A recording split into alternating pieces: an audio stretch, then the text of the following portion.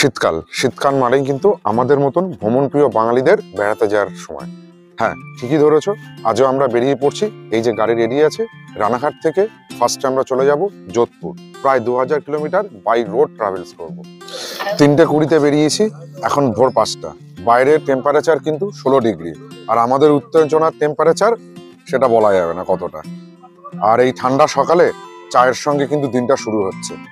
যাই হোক, 4 জন হয়ে গেছি, 4 জনেই শুরু করছি যাওয়া যোধপুরের উদ্দেশ্যে।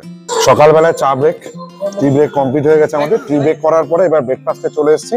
ব্রেকফাস্টে মেনু হচ্ছে রুটি, মিক্স ভেজ আর আলু ভাজা।